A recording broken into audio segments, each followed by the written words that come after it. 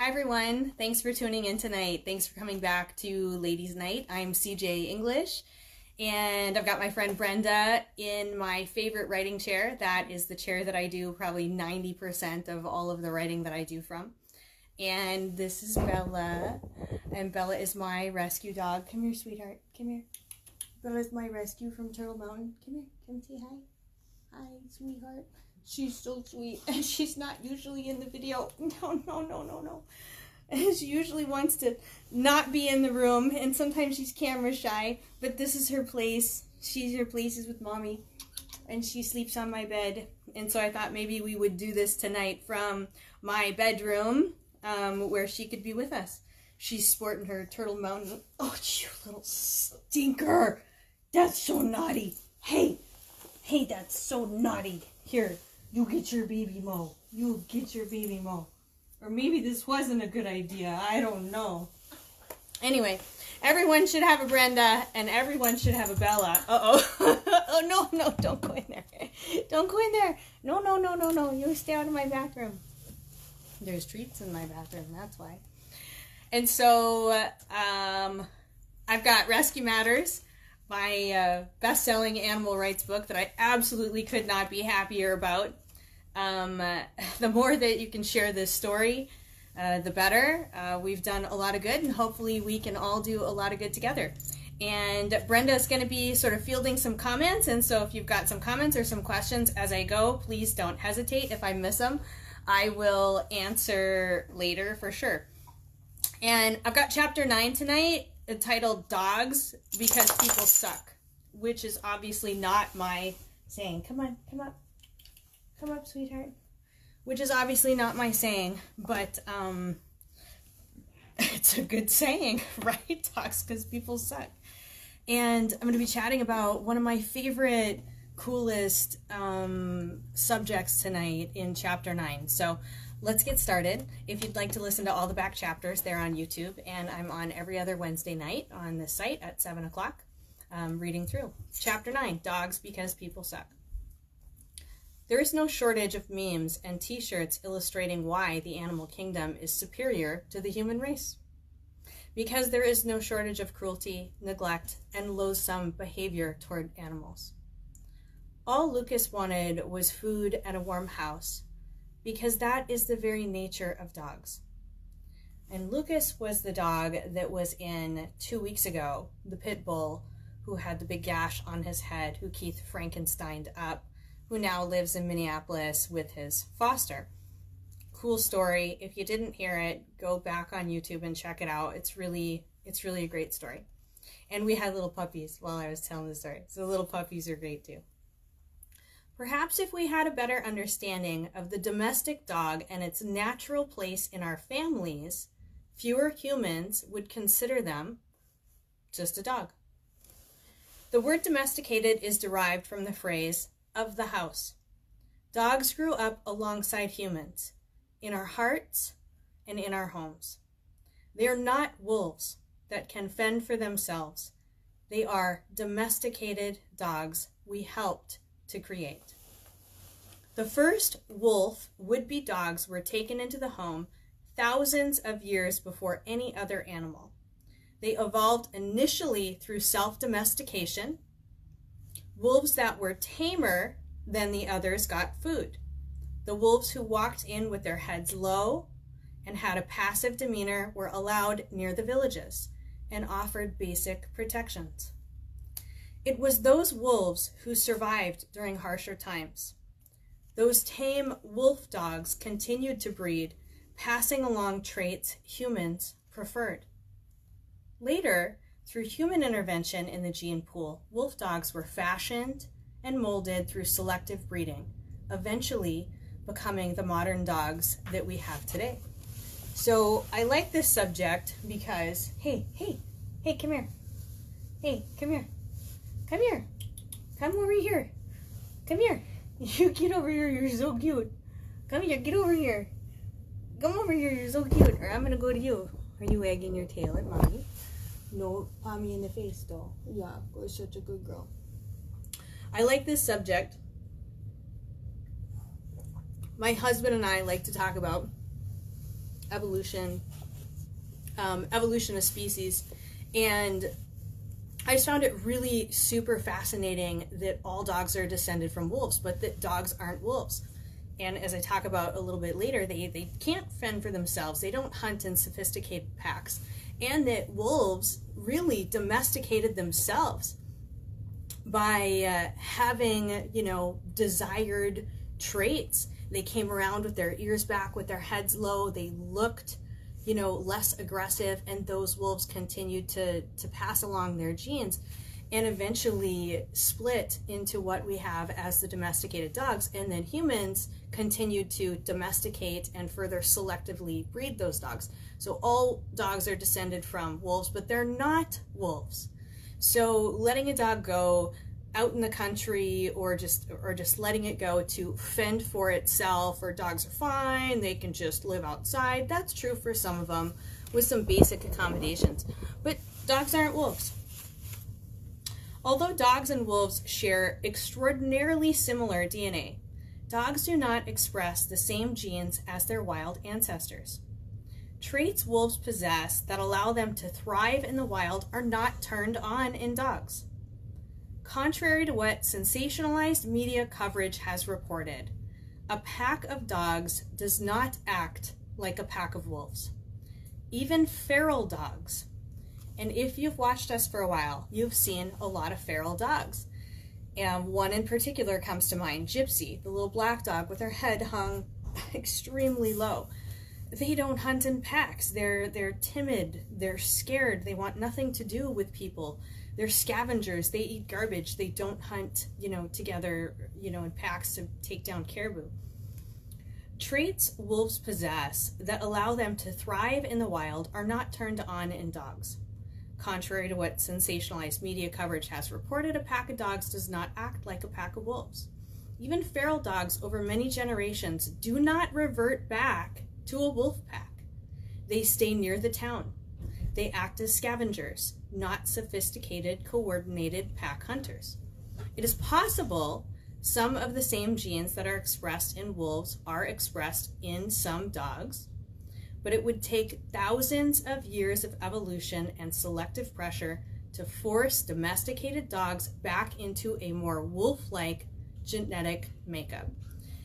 When I write a book, before I really commit to it, before I super decide this is what I'm going to do, it's what I'm going to sink my teeth into, I stop, I order stacks and stacks and stacks of books on lots of different subjects, and I read. I read in the bath, I read outside, I read in the line at the grocery store, I read while I'm waiting in my car, I read sometimes while on meetings. No, I don't do that. I'm just kidding. I don't do that. But I try and read everywhere. And so this wasn't just me spewing some garbage. You can look at the references, you can pick up the book. These are facts. Wolves are wolves. Dogs are dogs. Dogs are a part of the house. Wolves are a part of the wild kingdom. For the modern dog, the ability to fend for itself has been bred out over millennia. We have shaped and molded the dogs that live alongside us today. Effectively, we've conditioned them to depend on the house for shelter and the family unit for survival.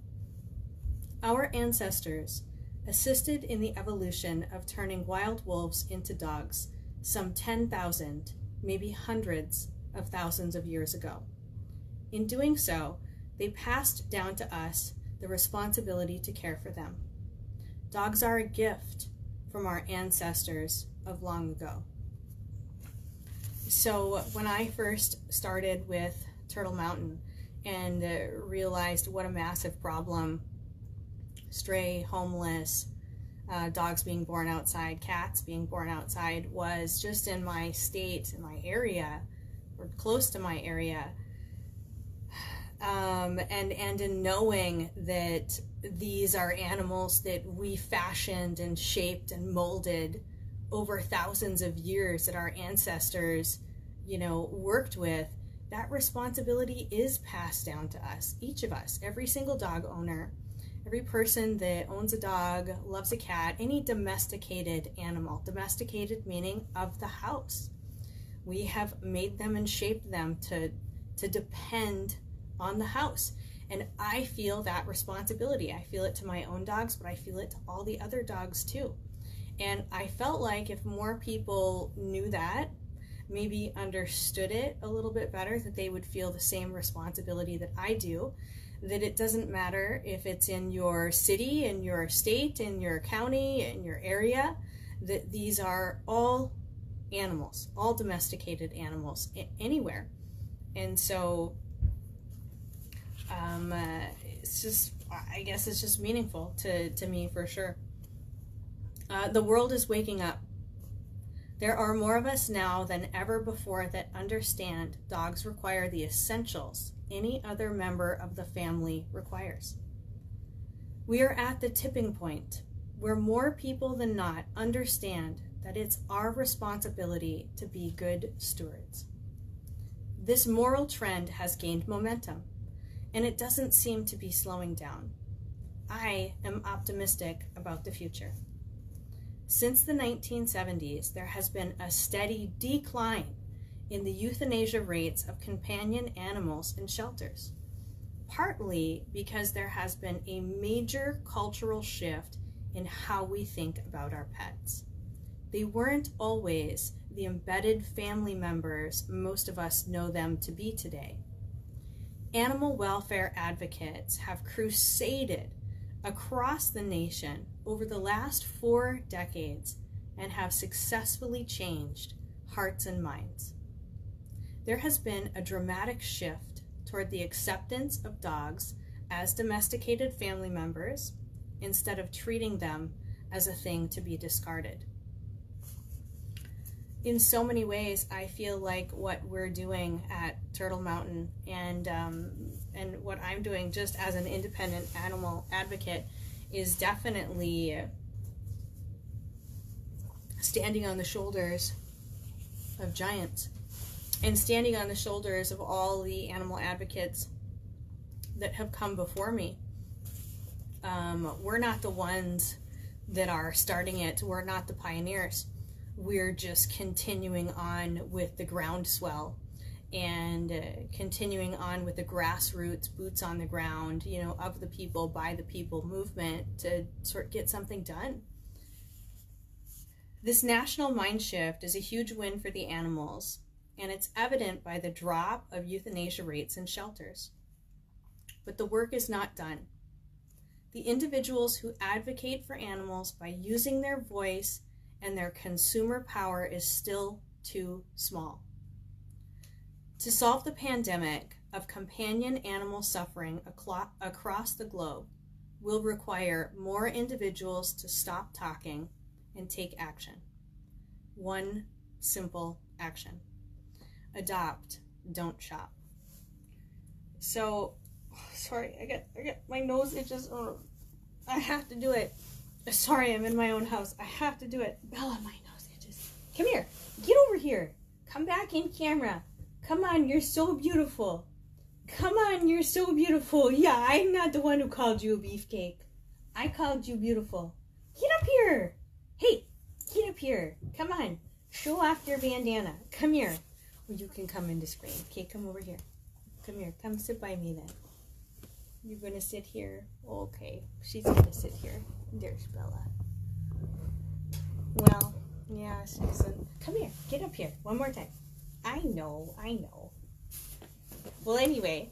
Oh, thanks, Brenda. She's okay. Oh, you got some papers for me. Thank you so much. I appreciate it.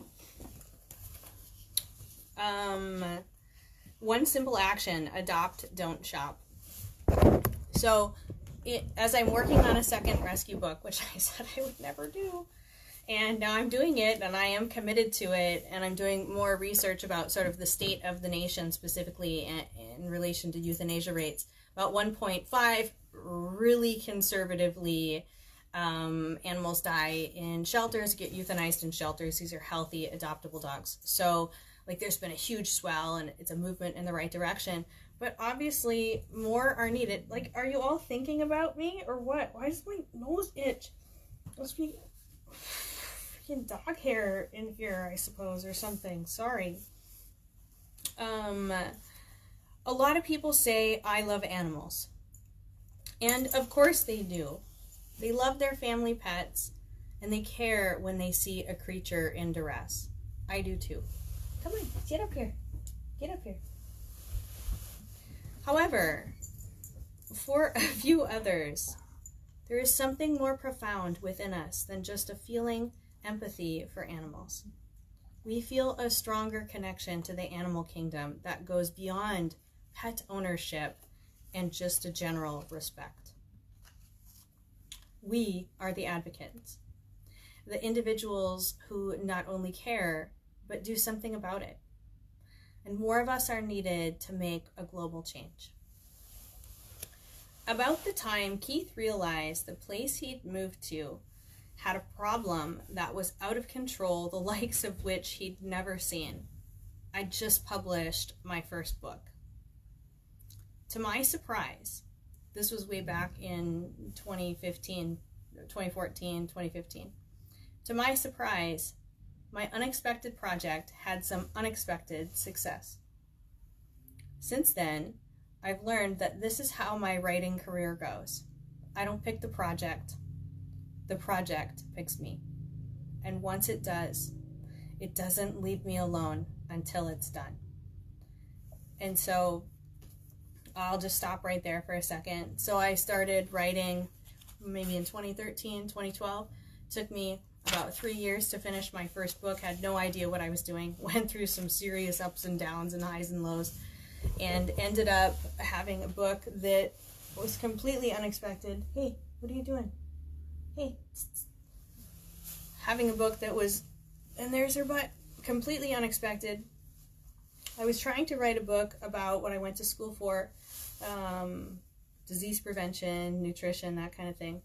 And ultimately it wasn't working, and so I set it down and just started writing something else. And I vomited up this manuscript that I never intended to publish. And when doors opened for it, I sort of had to decide, do you want to do this or not? And I threw myself into the fire with that first book. And then I went on to publish WTF Am I Supposed to Eat, which was the book that I had been trying to write, which just sort of came out after the first one. And I was trying to write a follow-up to that called Do I Look Fat in These Plants, which I have yet to put out because animal rescue and Turtle Mountain Animal Rescue and so many things just absolutely captured my heart and my attention and my focus. And I'm just going to go where doors open and where my focus is and where energy goes. Apparently that's your passion. And so Rescue Matters, you know, is that. After this book came out in 2018, I started working on all my previous projects, and I had a good 6 of them going. And they're all going okay. But writing another rescue book feels like the right thing to do. Feels like the ethical, the moral, it just feels like the right thing to do. And honestly, a lot of that is because of you guys who send me messages and say, don't stop writing. I couldn't put it down. It was so good. I've donated to Turtle Mountain. I follow Turtle Mountain, and now I follow even more. I've told all my friends, or there's some cult following in Atlanta. Thanks, guys. And I just knew I had to keep going and rescue. So I've been working on that diligently. I promise that I have. I'm finished reading this chapter. In 2015, hey, what are you doing that? What are you doing? What's that noise? What's all that noise over there? Come here. Hey, come here. Show your bandana off. Show your bandana, not your big butt. Yeah, there. In 2015, I filled out an online job application to be a writer for PETA, People for the Ethical Treatment of Animals. You know, the organization you love to hate. Either way, they have done a tremendous amount of work to end suffering across multiple industries that have exploited animals for decades. Their willingness to be a little crazy with their tactics is really what attracted me to them. They declined to take a serious look at my application. And where I usually persist and try to find another way in. But on this endeavor, I just gave up. I shrugged my shoulders and moved on without knowing why my usually undeterred attitude did not prevail. Had I known then what I know now about PETA, I would have pounded down their door and tried a lot harder to make them realize that I could have been an asset for them. Hey, Bella. But at that time, something inside me just knew it wasn't quite right. Over the next 3 years, I found a home for my skills in a place that needed my help far more than PETA ever would. My husband used to tell me, go volunteer at the Humane Society, go help walk dogs, do this, do that. He had lots of suggestions for me. And all of that is great, but none of it ever called to me. Nothing ever jumped out, reached in, grabbed my heart, and swallowed it whole. Until it did. And that is the chapter that comes next. The day that a friend of mine picked me up at the butt crack of dawn to go up to a place that I had no idea had a problem and what we were getting into. And I sort of tumbled head first into Keith. And that's funny thinking about, I remember writing that job application out for PETA. You know, and I guess that proves that I go where doors open and not where they close, and that is definitely, you know, the right thing to do. So in between the chapters, I put a little chapter about dogs that we've rescued or animal stories in some way. And I'm going to read that one. It's just a quick one page here. I didn't want to read this one to you guys. I just looked today to see what was coming up. I didn't read it in advance. I sort of wanted to be surprised by what I wrote because it's been a while. But I saw this and I was like, shit, I don't want to read that. I don't know if I can read that. I don't even know why I wrote that or put that in. And now I know why you send me messages and are like, get your box of tears ready, but they're all good tears. And sometimes I think I made it too sad. But hopefully it's more inspirational than it is sad overall as a whole. And I do believe that it is, or I wouldn't have wrote it. But I did want to show the reality of rescue and also the reality of what Keith has to do. So, John Doe dog. These are Keith's words. So, quote, Keith Benning. I saved a little mange puppy one time. He was skin and bones and running through town. A drunk guy had picked him up and was carrying him. I was too busy on calls to go check on him, but later that night I saw the puppy on the side of the road. I pulled over and he crept up toward me. He wagged his tail and then he got startled and ran into the road. I watched him get run over. I went over to him and I knew there was no way he would make it. I was helpless to do anything. It was horrible. I picked him up, I put him in my patrol car, I drove to the church parking lot and I sat with him in the grass. He wasn't in too much pain by then. The damage was inside. I held him and petted him as he passed. That was all I could do. I beat myself up for doing it all wrong, making that happen. I took him home and buried him that night. I couldn't cry because you can't cry and do rescue like this and still function. You have to save all your emotional energy for waking up the next morning and doing it all over again. And I think why I cry, I don't think, I know, is because I just can't freaking imagine all the things that guy has been through and still goes through. I couldn't do it. I couldn't do it. And so, love you, Keith, and thank you for everything that you do. I hope that we all say it enough. And, you know, thank God for a guy like you who can deal with it and keep going. So 2 weeks from now, I'm going to pick back up with chapter 10, which I say is like my favorite chapter every time, but chapter 10 might be my favorite chapter because it's when I go up and meet Keith for the first time. And now that I'm reading the book in parts, the parts are neat and it's fun for me. That's why I'm here. But reading the book all the way through as a whole, it just flows better, makes more sense. So if you get a chance to read it through as a whole, well, I think it's cool. If you don't want to read it, you can go on YouTube and listen to it.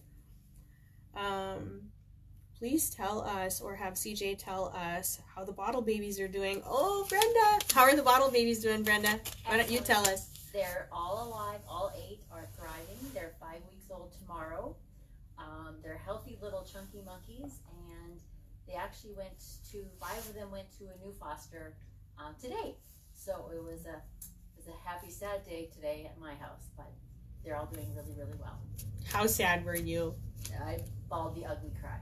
How many babies have you had at your house, Brenda? I had 4, and then it went down to 3. So I had 3 for the 5 weeks, but there was many people who helped me. CJ Anderson, yeah, Karen Bland, Brooke Riley. There was a lot, and the husbands, all our husbands helped out. So it was a team. How many babies have you had at your house overall? How many dogs have you fostered? Like in total? Lots. Let's just say lots. Yeah, lots. Oh, I gotta love Brenda. I ordered off of Amazon. Will you still profit? Yes, absolutely.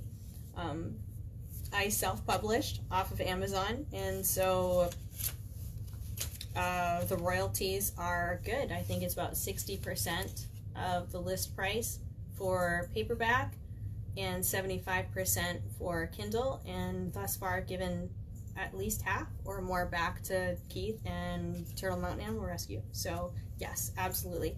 The Turtle Mountain Animal Rescue website is sold out of books right now, so if you order one, there's going to be a bit of a delay.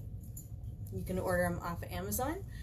You can order them off the website as well. It'll just be a little time delay. I apologize for that. Working on it. Has the Turtle Mountain Animal Rescue Board looked at the number of followers increasing, thus donations, since the pandemic versus the last year at this time? That's a good question. So what I have seen is that there are sort of benchmarks in the road for when things have kind of exponentially increased for us. And